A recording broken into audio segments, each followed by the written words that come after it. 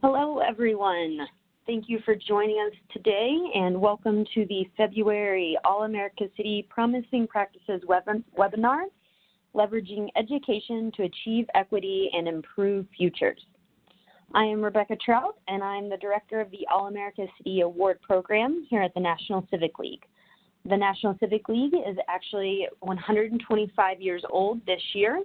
We are a nonprofit that aims to advance civic engagement to create equitable and thriving communities. The All-America City Award is our flagship program, and it began in 1949 to recognize exceptional civic engagement in local governments.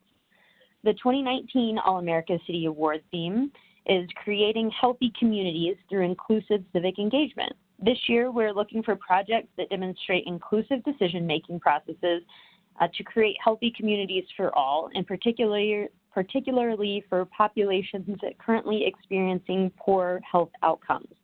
There's still time to apply for 2019. Applications are due on March 6th, and I'm happy to answer any questions you may have about the process.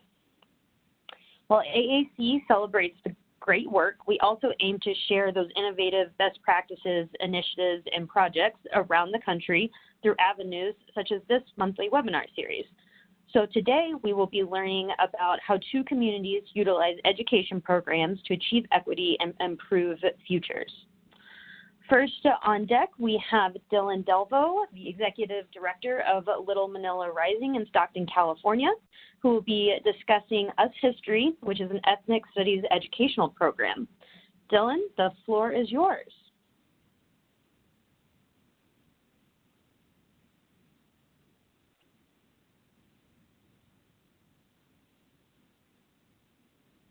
All right. Can you see my screen? Yes, we can. All right, perfect. Well, thank you, everyone. Once again, my name is Dylan Delvo, and I'm the Executive Director of Little Manila Rising. We are located in beautiful South Stockton, California. This is the community in which I was born and raised and still live. And it's definitely a community that we live. Our family members are here. Many of us, gained our values and kind of formed the people that we are. But we definitely face many challenges in our community. And so today I'm going to be talking about a program that we started called US History, which is an ethnic studies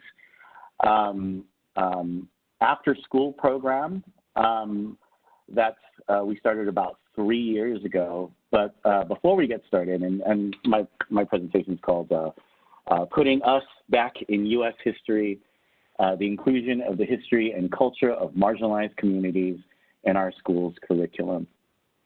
Before I get started, I did want to honor our co-founder, Dr. Don Buhulano Mabalon. Don and I started Little Manila Rising almost 20 years ago.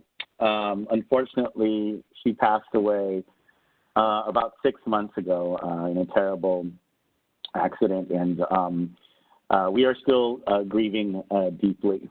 But Dawn was a historian and author of Little Manila's in the Heart and the new children's book about Larry Itliong, the person who began the Delano grape strike, called Journey for Justice. She was really kind of at the height of her powers when she passed away, and it was a terrible gap, not just in our organization, but really in the Filipino American community. Anyway, I just want to share this quote from her. She says, "I am an historian dedicated to building bridges between the communities about whom I write, Filipino Americans, Asian Americans, immigrants, workers, and the Academy. I have devoted my life's work to sharing the stories of people and communities at the margins of the American story. With the humanities and history disciplines under attack, there is no better time to strengthen the work we do as professional historians." And so I just wanted to honor her because she literally had to write the book on our community at a time where we almost lost that history. And so for you to kind of understand how we got here and why we decided to focus on our youth and this idea of ethnic studies, I want to give a little background of our organization and how we got started. We got started right when we graduated from school, Dawn and I. I met Dawn in the 7th grade. And we were friends all throughout high school. She left for UCLA. I left for San Francisco State back in the early 90s. And we lose connection and we come back to Stockton around 1998. And we see each other at a Filipino fiesta in Stockton. And Dawn says, hey, they're gonna tear down what's left of Little Manila. Now what you need to understand is that Little Manila, Stockton had the largest population of Filipinos in the world outside of the Philippines from the 1920s to the 1960s. And this community was destroyed by the building of the Crosstown Freeway, which took place in the late 60s to early 70s.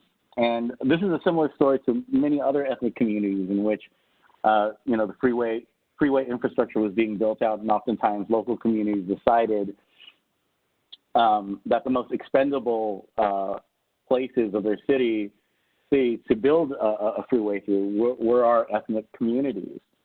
And so the building of this Crosstown Freeway basically destroys the community, disperses the community. So much so that by the time Dawn and I engage with this community, there's only one Filipino-American family left in this community. But that's getting a little ahead of ourselves. And so you have to understand that at this time, people saw this freeway as progress, and that the continuing destruction of the community was progress as well. And so here is an article during that time. So this is around 2000, 1999 to 2000, in which we are starting to advocate for the community. We're trying to let people know that this community is important, not just to really Filipino-American history, but to just American history, right? It was this huge population of Filipino Americans in America, and there was no other community like it. And that was kind of the big deal. That was a huge deal for Dawn and I, because although we were born and raised in Stockton, we knew nothing about this community. Although we had direct relations through our fathers to this history, we knew nothing about this community. Matter of fact, we had to leave the community. I went to San Francisco State. She went to UCLA. And what ended up happening is we ended up taking ethnic studies classes. And it was in these classes that we actually learned about our own hometown Stockton and its significance to Filipino-American history. And it was so jarring that this concept of, we didn't even know our own community. We had to leave our community to learn about our community. And even more so, we had to leave our community to learn about our own families, was shocking to us. And so we come back to Stockton, and literally there are wrecking balls in front of some of the last remaining buildings, one of the last remaining blocks of Little Manila. And so this article doesn't even have progress in quotation marks, right? It is just a fact that the destruction of history has to happen to have progress, right?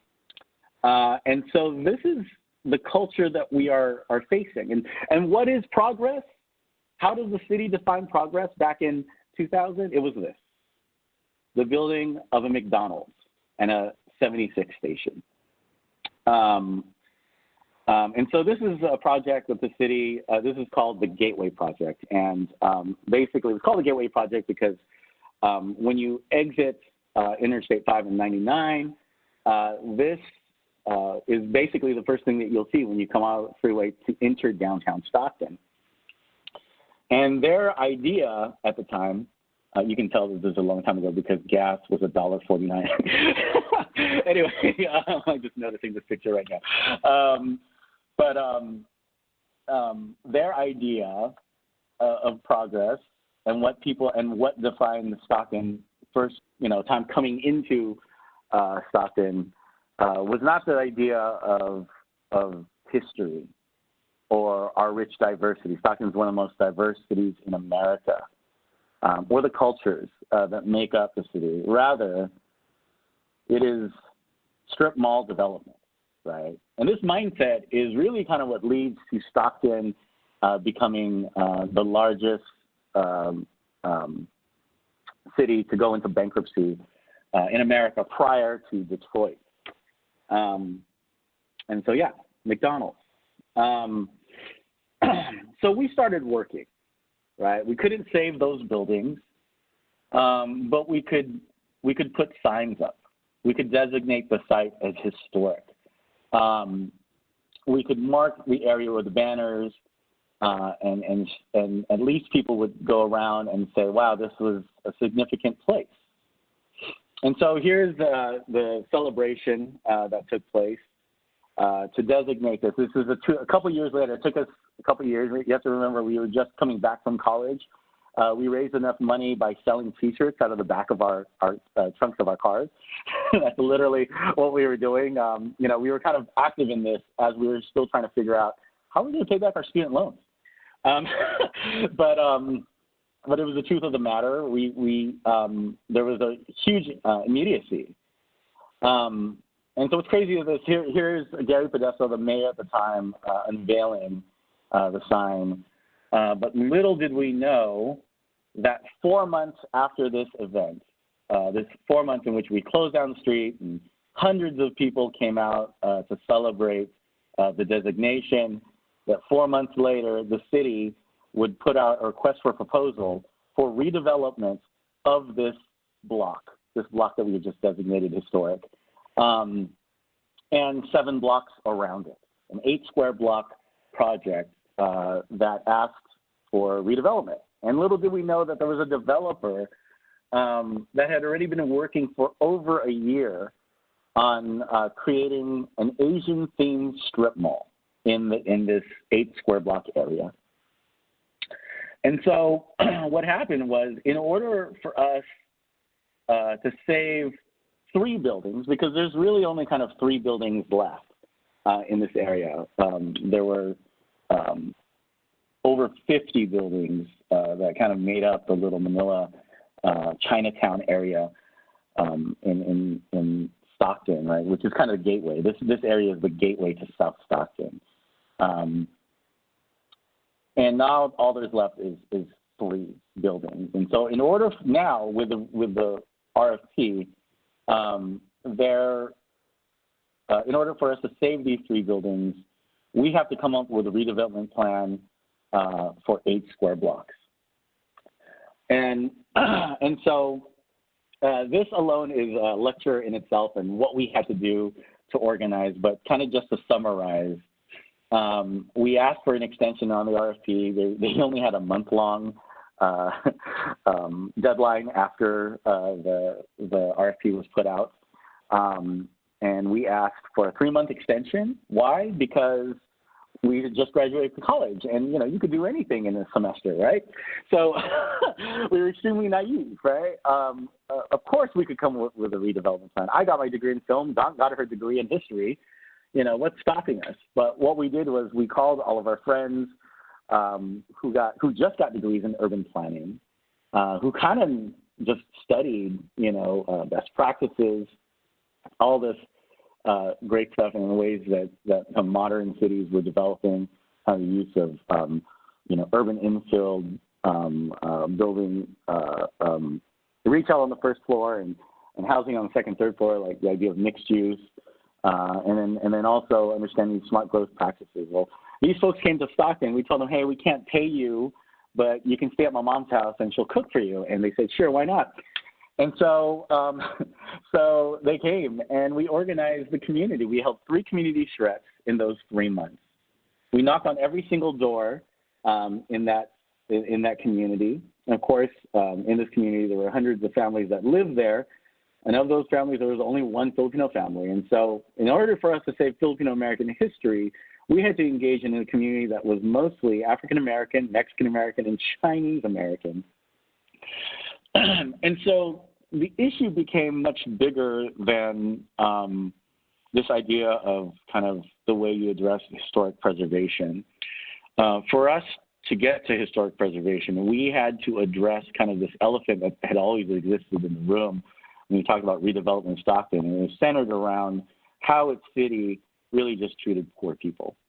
What we found out from the residents of this community is that since the building of the Crosstown Freeway, basically since the late 1960s, the residents of that area would receive a notice of eminent domain like every 5 years.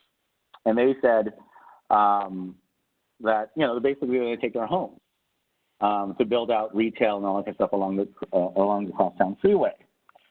And because of this, the city had not put any money into this area at all. No money, no investment. So to this day, if you go to this area, you'll go and see the sidewalks, and you won't find any wheelchair accessible ramps on the sidewalks. You'll see no money put into the infrastructure. You'll see complete neglect. And so this drove the values of the homes in this area to the very lowest value homes in this area. And we're talking about early 2000s. This is when the housing market was, you know, going sky high. And so the idea of giving eminent domain notices to residents at a time where their houses were the least valued because the city had not invested into the community, at a time when housing prices were skyrocketing, what we saw was immoral. Anyway, to make a long story short, Don was working with the National Trust for Historic Preservation, and they named our historic site one of the 11 most endangered historic sites in America. Because of that, we received press from all over. AP picked up the story, the LA Times, New York Times. I was taking phone calls from the New York Times in the bedroom, the childhood bedroom in my mom's house. My Transformers were still on the counter in my bedroom, and I was taking these calls, and so it was a crazy time. Anyway, this allowed us to attract the attention of some developers who were involved in the Gaslamp Quarter in San Diego. And they came to Stockton and they said, wow, downtown Stockton looks exactly the way downtown San Diego used to look like. And instead of kind of destroying all these buildings, they did adaptive reuse. They kept the culture of the community and the historic nature of the community. And now it's the hottest place in San Diego, and is definitely a revenue generator in that city. And so we ended up partnering with them, and that's a whole nother long story. Of course, we had stipulations protecting the residents, and even allowed the residents to become development partners if they so wished. Anyway, in the end, we fought the developers and turned in a redevelopment plan within 4 months. And this is us turning in the proposal, the community saying, this is what we want in our community. We're not, you know, these are the residents, these are the people who live here, and this is what we want our community to be. In the end, the city chose to not choose either development plan, and they just kind of said, oh, we're out of money now. And, you know, that was kind of a lie. The city was growing like crazy at the time. But of course, at least we stopped kind of this inside deal that was taking place. Our city manager at that time was the former city manager of Union City at that time, and a developer that was coming in to build the Asian-themed strip mall was ex-mayor and current city council member of Union City. So anyway, that's, you know, it was totally an inside deal, and so we were able to stop them. Unfortunately, the buildings and the area is still the way it is, and as we know, as we're coming out of the housing crisis, there are no redevelopment agencies in California, and so that's kind of on pause. Of course, and also the city of Stockton is coming out of bankruptcy under the leadership of our mayor, Michael Tubbs. Still got a long way to go before we can talk about the equitable type of development that needs to take place in Stockton. But anyway, since then, we've focused on our educational programs. our after-school ethnic studies programs. We teach the indigenous and colonial arts. We work with undocumented youth. We advocate for equity in our community, and we've gotten involved in publishing and media. So we started out kind of in this historic preservation world, which is kind of a bougie thing when marginalization is the norm of your community. And when your community that you're trying to save has so been marginalized, right, in so many different ways. When poverty and health disparities and educational outcomes are such an issue, do we have the luxury to truly talk about historic preservation? And I know some of y'all may not be from California and all that kind of stuff, but where we're located in California, we are, Stockton is in the Central Valley.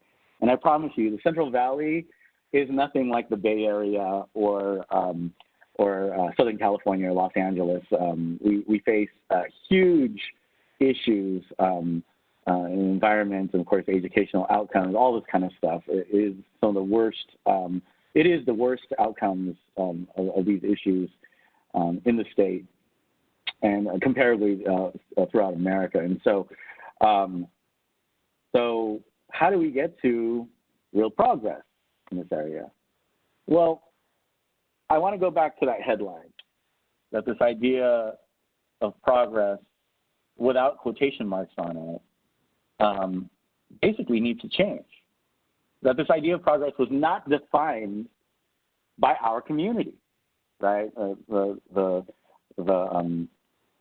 groups of color in our community, or definitely folks from the South Side, and that many people believe, the prevailing culture at the time, that access to power meant you had to conform to the culture of those with power. When we were fighting for that area, there were many people, sadly, who were advocating for the destruction of that community, who were from that community, because they themselves believed there was nothing there that should be saved. And that was kind of a hard thing to swallow for us, right? At the same time, how can we ask people to care about saving structures that were important to us if progress was defined by our local oppressors and that access to power meant to conform to their culture? Well, what we realized is that what needed to happen was a generational culture shift. And that generational culture shift meant that we put all our resources into our youth. And one of the best examples to us of kind of creating a generational culture shift goes back to this: the Third World Liberation Front. Third World Liberation Front took place at San Francisco State University, and then the year later at UC Berkeley, in which the students at San Francisco State said that they wanted a curriculum that represented their communities. And for myself, I went to school at San Francisco State. My professors were the students at the time during one of the longest shutdowns of any American university. We are now celebrating the 50-year anniversary of that. It took place in 1968 at San Francisco State, and then in 1969 at UC Berkeley. And I just want to read a quote from one of the organizers, these students who fought for ethnic studies, this idea of ethnic studies. He said, "The education that third world people need is one that sees the dignity, worth, and pride of the people of which they come.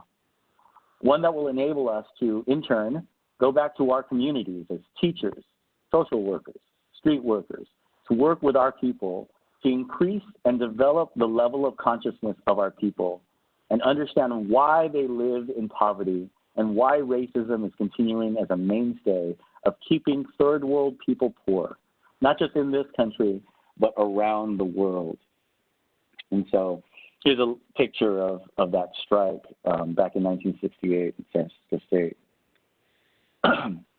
So that brings us to this program that we started called Us History. 11 years ago, so Us History, because it's a play on U.S. history, right? Our tagline is putting us back into U.S. history. So Anyway, 11 years ago, we started an ethnic studies program called the Little Manila After School Program. It was a program that I got to help teach along with some folks, along with Elma Riego, who's also an educator. And we taught about Filipino-American history and culture. And this became extremely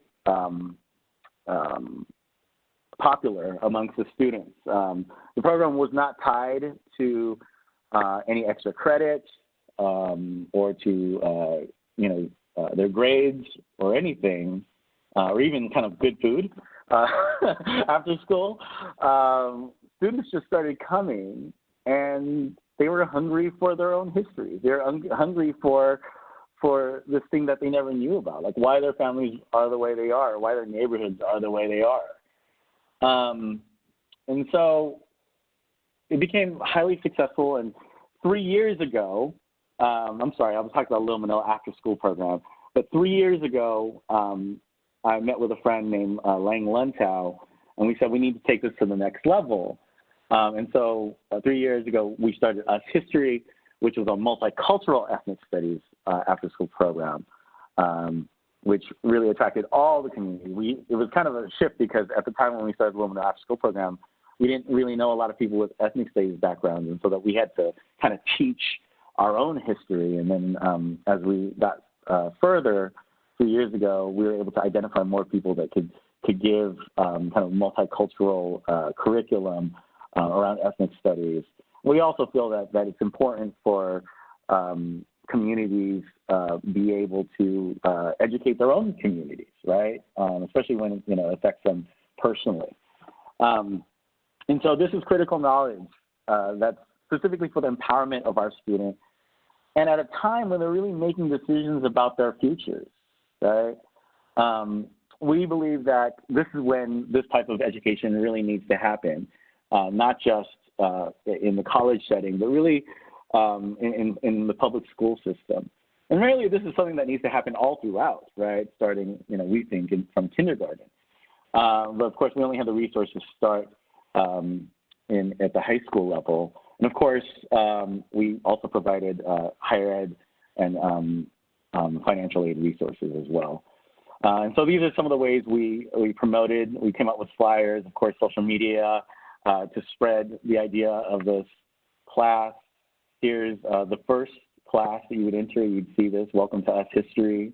And this was the first class that we had. It was well attended from many students. You can see our different educators, of course, talking about many different things, including stuff like redlining and local history and why your neighborhood is the way it is, Black feminist theory, the Chicanx movement. The list goes on and on. Southeast Asian American history. We just go on forever. Every week is a different workshop on a different topic, and you get to know about yourself, and you get to know about your peers and your friends who've grown up in the same neighborhood as you. And so what eventually happens in the second year is that these students become so adamant about what they're learning is that they go to not the city council, but to the school board, and they say, why are we learning this after school, right? Why can't we learn this during school? And so the students themselves advocated for ethnic studies at the district level, and they won. They won. And so I just want to end by talking about this and this idea that we've kind of come to, especially when we're talking about generational change, that an outcome of privilege is an inheritance of property, right? And of course, that property is compounded with the interest that you get, which provides more wealth. And we believe that the inverse of that is that the outcome of marginalization is an inheritance of trauma, whether it be colonization or growing up in a neighborhood that's in extreme poverty, and you have to face the issues of the environment, all that kind of stuff. Well, we feel that ethnic studies provides a space to address the origins of this trauma and to create pathways towards healing. It is the practical use of history, not just to be able to answer trivia questions, that history is not just the ability to answer trivia questions, but to truly understand the mistakes of the past, best practices, and what true progress actually means. And so anyway, I'd love to take questions later if you have any questions. Today we're preparing our students to advocate at the state level. Unfortunately, Governor Brown vetoed the ethnic studies bill last year, although it got through the Assembly and through the Senate.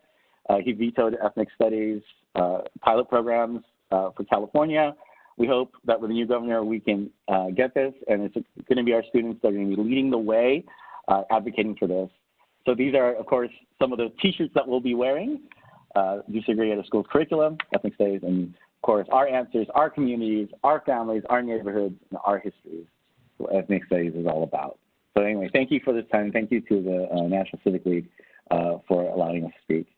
Take care, everyone.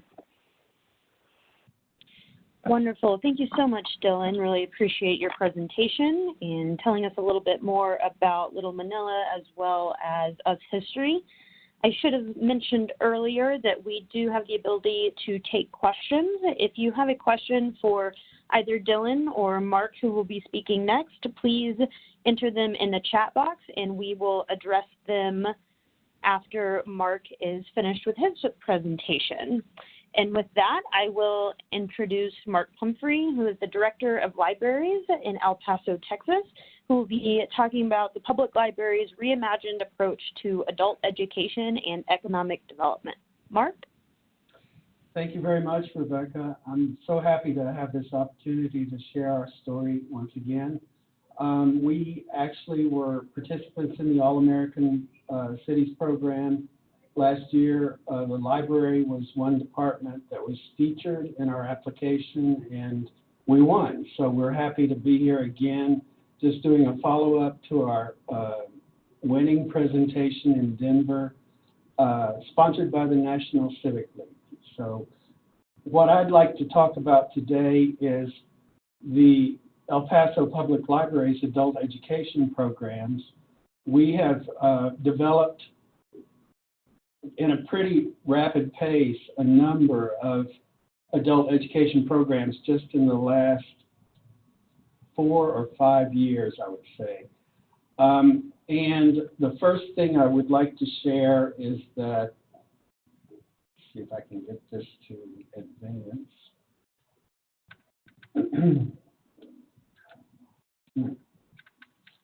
Sorry, my slide's not advancing.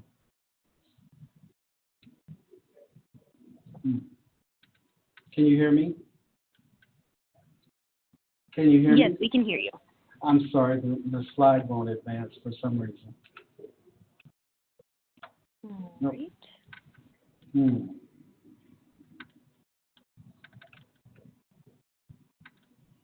Nope. There we go. Okay, thank you for whatever you did, Rebecca. I'd like to mention that, yes. Mark? Yes. Actually, your screen is no longer sharing. If you could hit that share screen option again. Share screen. Okay. Let's see. I'm looking for it.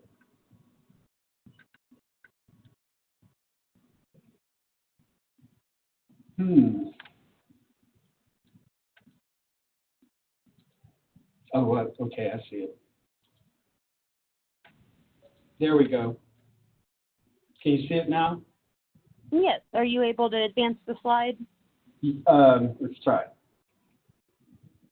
No, it's not advancing. I don't know why. It was working perfectly before we started. Okay, I'm just going to share my screen and you can tell me when you would like me to advance the slide. Okay, thank you, Rebecca. Okay. No problem. So if you'll go to the next slide, please.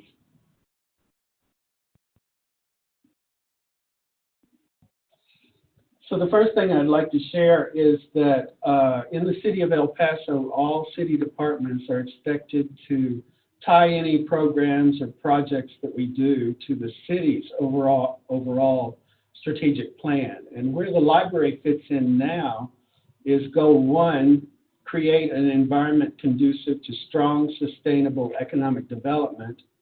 And also goal 4, enhance El Paso's quality of life through recreational, cultural, and educational environments. Goal 4 is our more traditional role as a library, but now that we're in the economic development portfolio of departments with the City of El Paso, we find more and more opportunities to address needs through Goal 1, which is create an environment conducive to strong, sustainable economic development. People at our state library in Texas, the Texas Library Association, and even the Urban Libraries Council have said to me that economic development is exactly where public libraries need to be positioned in city governments today, because there's so much we can do in this area with the resources that libraries have always provided. The El Paso Public Library has dedicated itself to providing various new opportunities for adult education and innovative entrepreneurship programming. Transforming the role of the library is embedded in El Paso's strategic plan, as well as in its organizational structure. The Public Library Department, as I mentioned, is now in the Economic Development and Tourism portfolio. Through its public libraries, the City of El Paso is working to provide basic educational and entrepreneurial services to traditionally underserved communities. Next slide. We have so many needs in El Paso. Some of the things that people who are job seekers or education seekers are looking for are educational resources for adults, economic resources, higher educational attainment, higher paying jobs, small business and entrepreneurial support. According to the latest census information, about 1 in 4 El Pasoans do not have a high school diploma. For a multitude of reasons, El Paso has had, in the past, a relatively high dropout rate among high school students. And once these individuals move into the workforce, opportunities to advance in their careers become hindered because they lack a basic high school education. Many become mired in low-level jobs if they are able to find work at all, that is.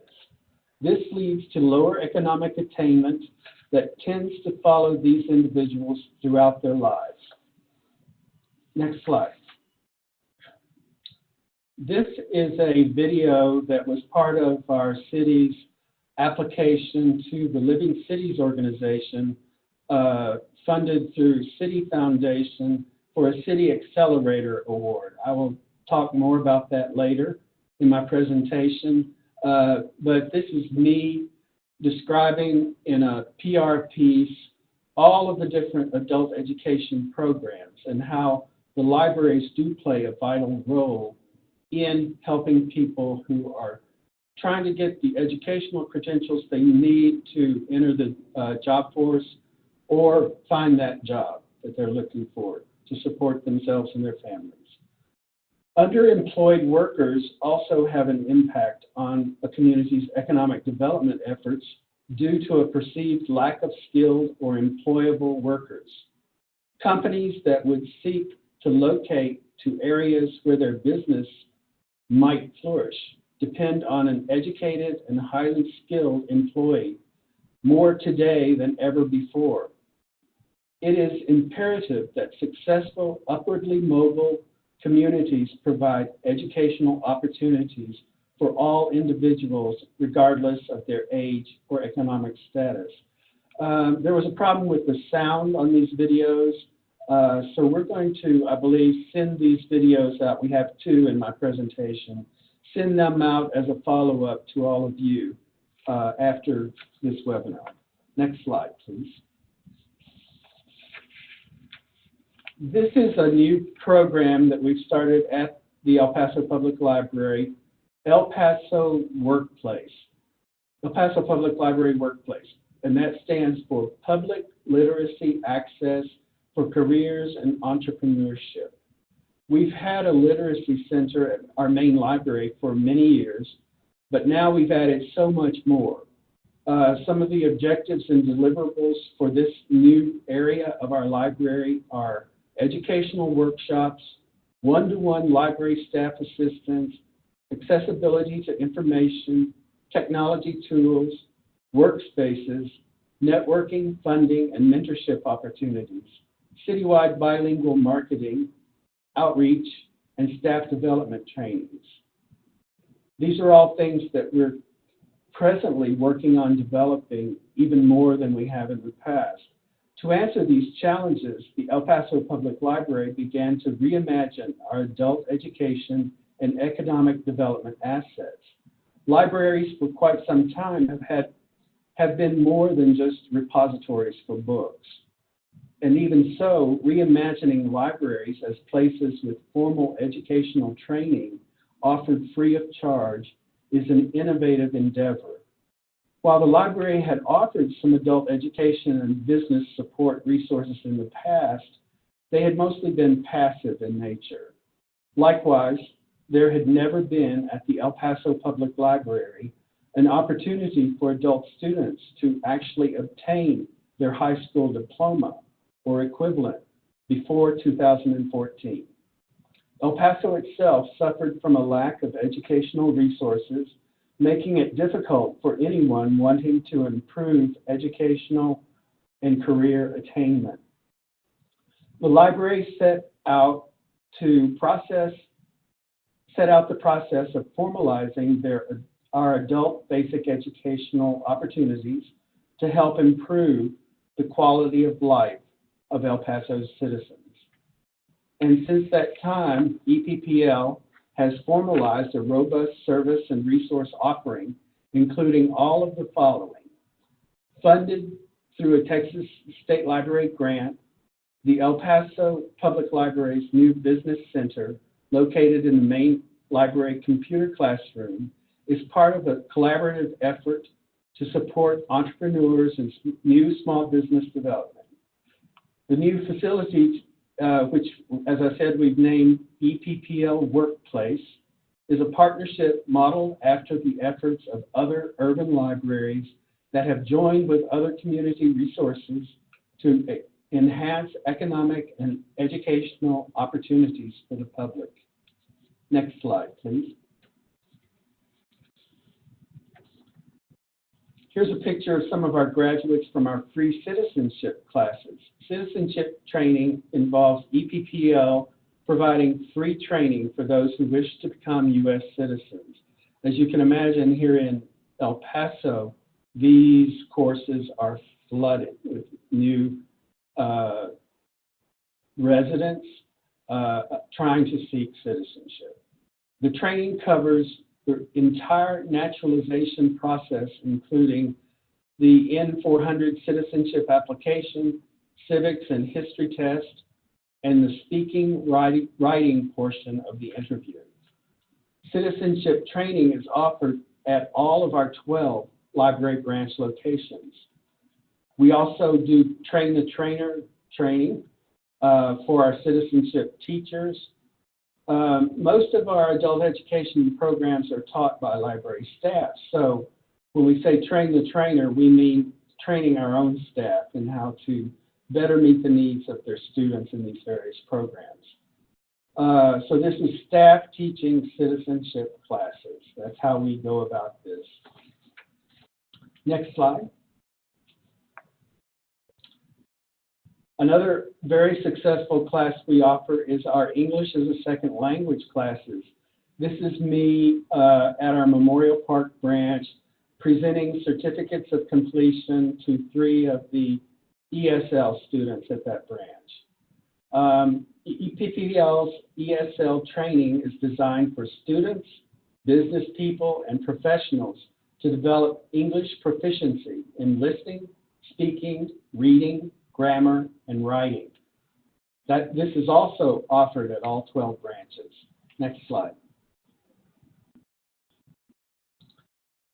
We also, through a $8 million plus federal VTOP grant a few years ago, were able to add a techmobile. We call it our techmobile. This is a floating computer lab. It goes around to the city to areas that may not have easy access to the library or to agencies that want their students or their clients to have special computer basics training. And it's been a wonderfully successful program. In addition to that, we teach GED classes on our Techmobile. But that's not the only place we teach these classes. GED is also taught at all 12 library branches. This is the one program where we actually do use experienced GED instructors to teach those classes, and we contract that out to individuals we hire for this purpose. GED high school equivalency training at EPPL provides training for those who have not completed high school and want to seek more education or improve their employability, giving them a chance to open the doors to their future. Offered at all branches. And we also do what's called gadget training. We help people with their devices. You know, so many people have questions about even their phone, but also their laptops, their tablets. And all the many apps that are available for these computers. So we do have staff trained to help assist everyone with those tools. Next slide, please. Just a few years ago, we added GED testing at 5 of our branches. This is helpful because most of the other agencies in El Paso charge a fee to just use their facility to take the test. Well, public libraries don't typically charge fees. We're free. So it's an advantage for people who may not have the means to pay for the test and then on top of that pay a fee to the agency providing access to the test. And we had to go through a rigorous program to get approved by Pearson VUE, the sponsor of the test.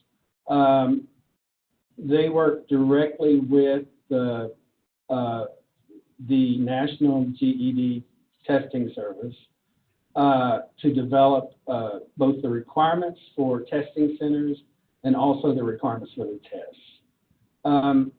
At these locations, students can, after they've finished their GED, or even if they've finished their GED training in another location that's not a library, they can come to one of these 5 branches and they can test, they can try to pass the test, and then they will receive their GED certificate at the library. Next slide, please.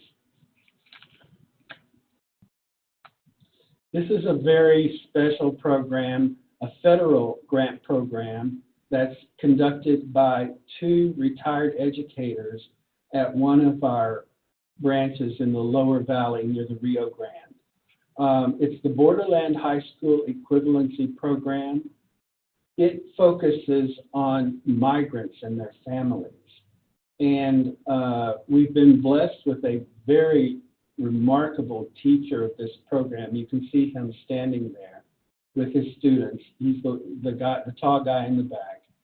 And he has passed so many students in at a fast rate in this program that they've reached into the hundreds of students who have become certified and gotten their GED.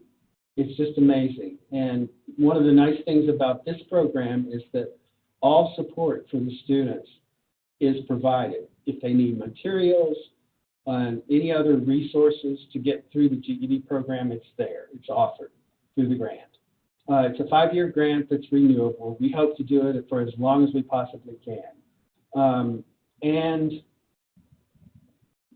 it also, this couple who run this program also provide assistance for placements at universities, colleges, junior colleges, and vocational institutions, military services, and other post-secondary activities or career positions once the students have completed their GED.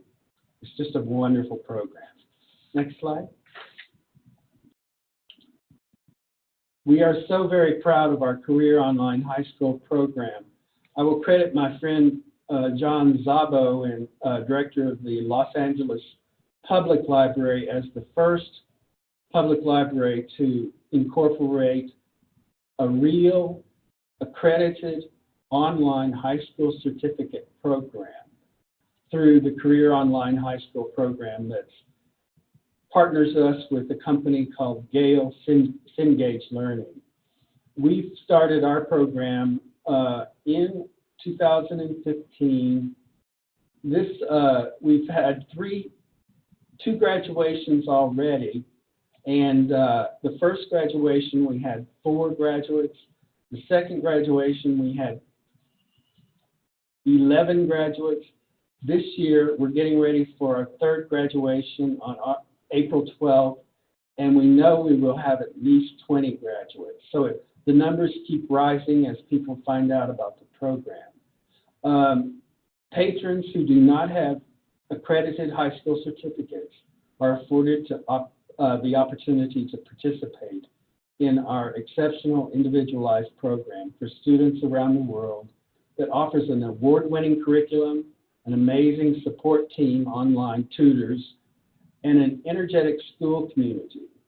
And then the library comes back in at the end of this, and we put on a very formal graduation ceremony with caps, gowns, speakers, everything, music, so that these new graduates can feel proud of their accomplishment. Of course, we do collect their stories, and we do follow up with them after they graduate. As you can see, this is testimony from one of our students about her plans for the future. Several of our graduates have entered college right after getting their high school certificate through the Career Online High School program. Next slide. One of our latest new developments is our partnership with Workforce Solutions Borderplex. That's the local job opportunity center in El Paso. We have formalized this partnership through an MOU, and now Workforce Solutions Borderplex has 4 job counselors that are stationed. You can see their cubicles right behind you there, and who meet all day, 5 days a week with people who are seeking jobs.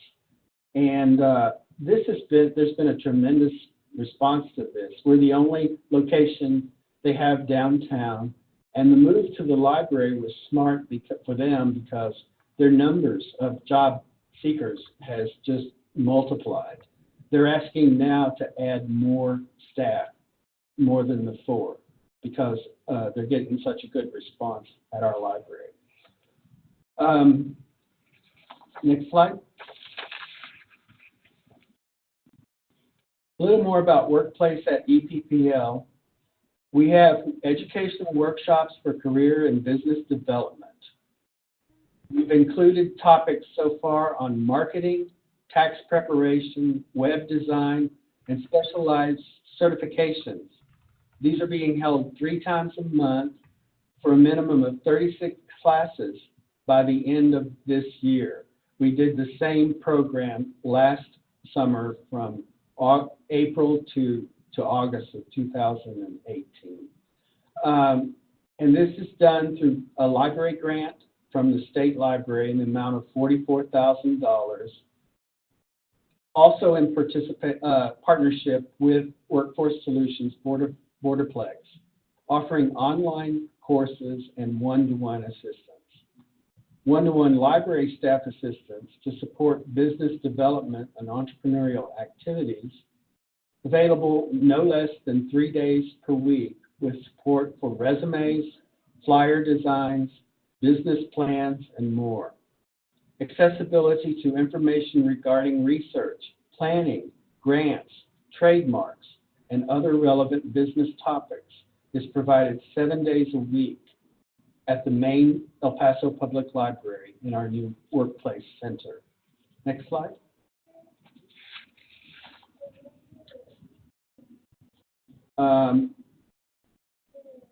Just a little bit more on the workplace center.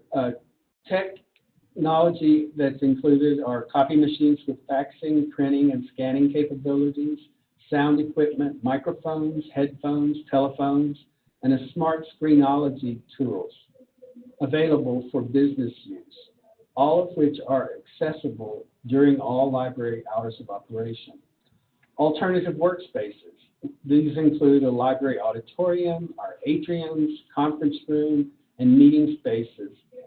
All are available to the community for collaborative partnership in business.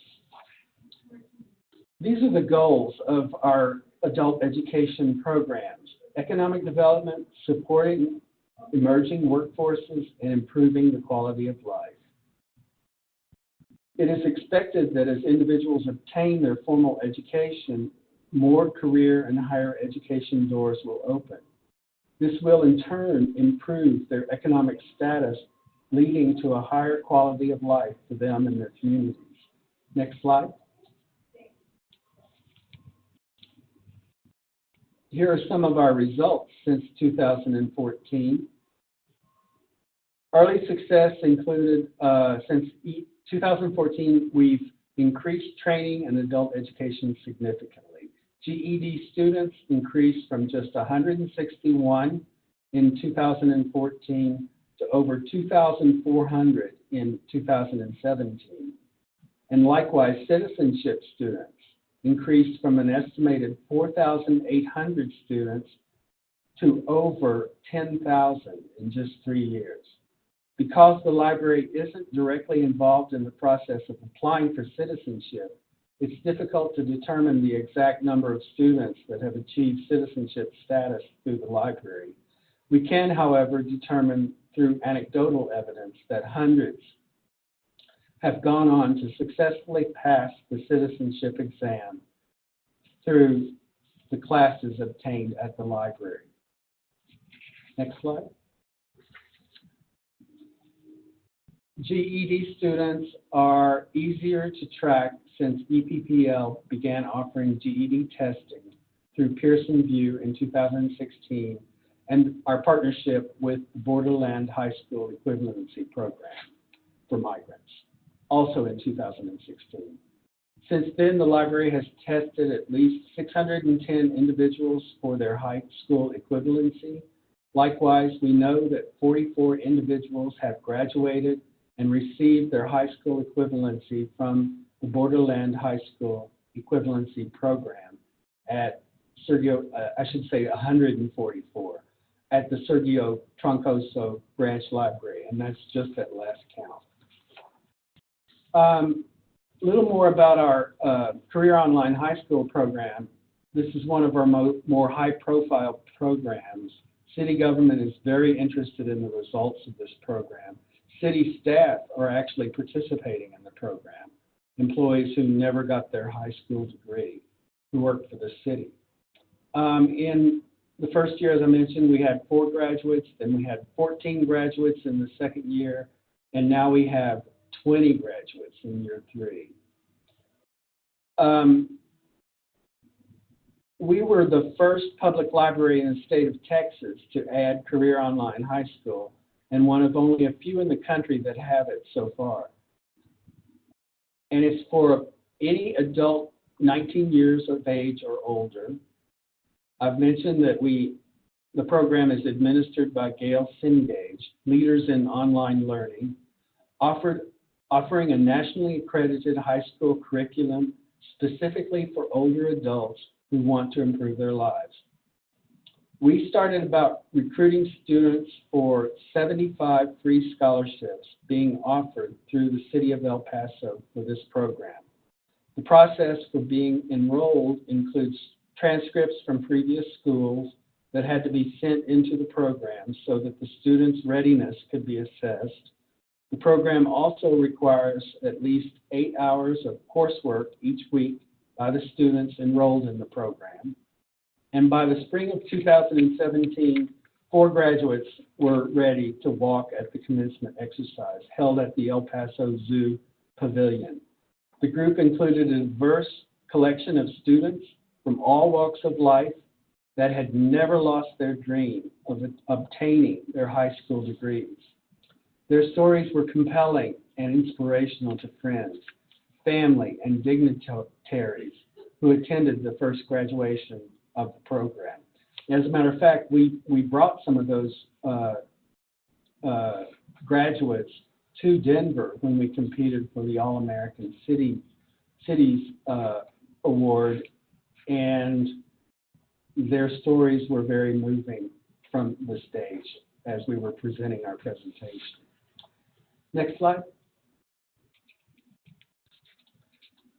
These are pictures of our first 4 graduates.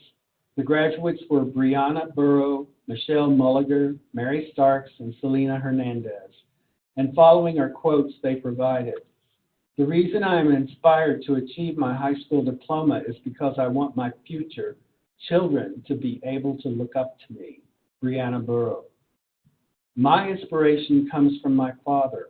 All he ever wanted was to see me succeed in life, and now I want to do that in his memory, Michelle Mulliger.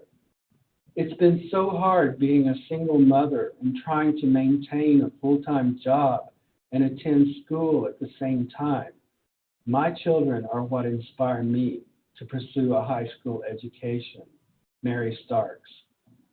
I was the teenage girl that got pregnant, but I made sure all my kids finished high school. 3 have graduated from college, and the 4th has just started. They are my inspirations. It's my time. Selena Hernandez. Next slide. This was another video, unfortunately, no sound, but it was one of our graduates from the Career Online High School program giving her testimony, her story, telling her story, and saying what it means to her to have that degree. Patrons who do not have accredited high school certificates are afforded this opportunity of an exceptional and individualized program for students around the world that offers an award-winning curriculum, an amazing support team, and an energetic school community. Currently, we have 46 enrollments in the program, with more being added weekly. The next graduation, as I mentioned, is April 12th, and we expect to have more than 20 graduate by that time. The program now has 38 graduates, with several more nearing completion. It is expected that the investment made by the City of El Paso to provide educational opportunities to its citizens, as well as emerging programs supporting career and entrepreneurial efforts in the long run, lead to greater quality of life for all of El Paso. Next slide. So with all of this effort come the accolades. I mentioned the All-America City Award for 2018 was bestowed on El Paso partly because of our efforts toward adult education. 3 of our COHS students made that journey with us to tell their stories to the judges, and they all did a great job. Next slide. City is in the middle of a multi-year, multi-million-dollar bond referendum to improve quality of life facilities, and library has been part of that, and we are going to have a what's called an express library, which is a small library around 3,500 square feet in this new community center in the Chamazal neighborhood. Chamazal is working class neighborhood, and this building you see is being constructed with the framework of the old Levi Strauss garment factory. It closed down many years ago, but it was still standing and is still usable. So, you know, just trying to be proactive, we called the Levi Strauss Foundation in San Francisco and asked about the possibility of funding for this center so that we could do some adult education programming in the library. And the grantor was reluctant. She first said, well, you just don't meet our criteria at all. But later we talked again, and because of the story we've told about how these adult education programs transform lives for El Pasoans, she said that she talked with her colleagues at the foundation, and they were going to select us as the annual winner of a very special grant that they have called the Levi Strauss Legacy Award. So we got $25,000 from the Levi Strauss Foundation to provide adult education programs in this brand new facility. We were very excited about that in an area of El Paso that needs it the most. Next slide. One of the ways that individuals can overcome obstacles to economic success is through entrepreneurial endeavors. Throughout the United States, small businesses driven by self-employment and supplemental employment are booming. These efforts are funding better livelihoods for millennials, retirees, and working families nationwide. In El Paso, Texas, supporting entrepreneurs is even more critical. According to the Bureau of Labor Statistics, localized underemployment earns workers in all major occupational groups 25% less in hourly wages than in other comparable cities. That was from a 2016 study by the Bureau of Labor Statistics. This problem unjustly affects marginalized people because minorities occupy a greater number of jobs in fields such as construction, which has an even higher percentage of wage gap at 32% less hourly wages. That's from that same study.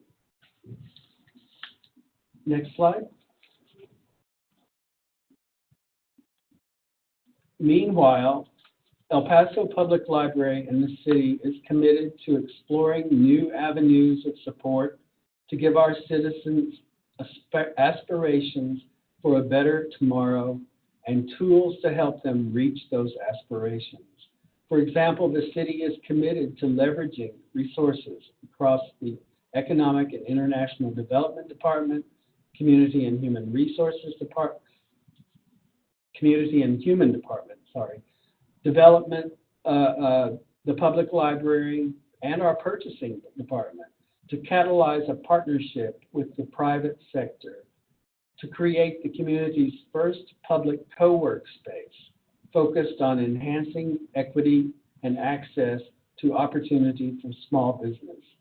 The physical pilot project will be located at the City of El Paso Main Library in the heart of downtown. In addition to working and conference space, the center will also offer access to training and professional development resources.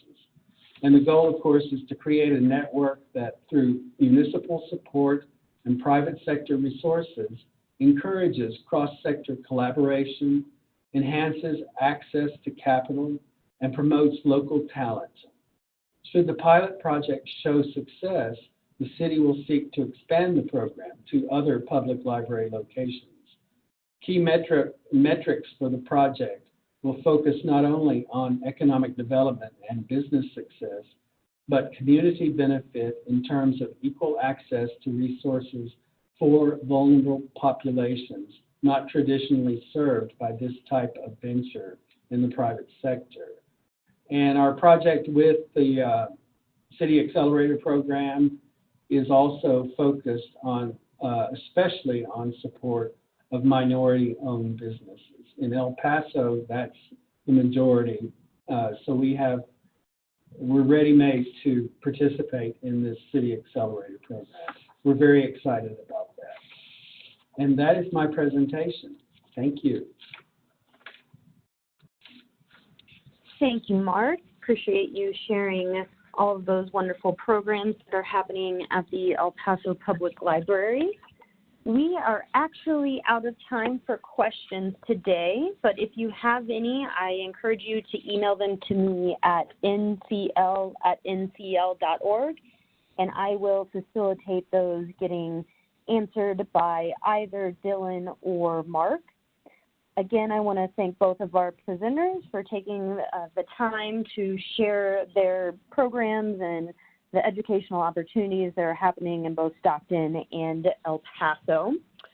I will be sending out a follow-up email, and that will include a recording of today's webinar, as well as the slides and links to the videos that Mark referenced throughout his presentation.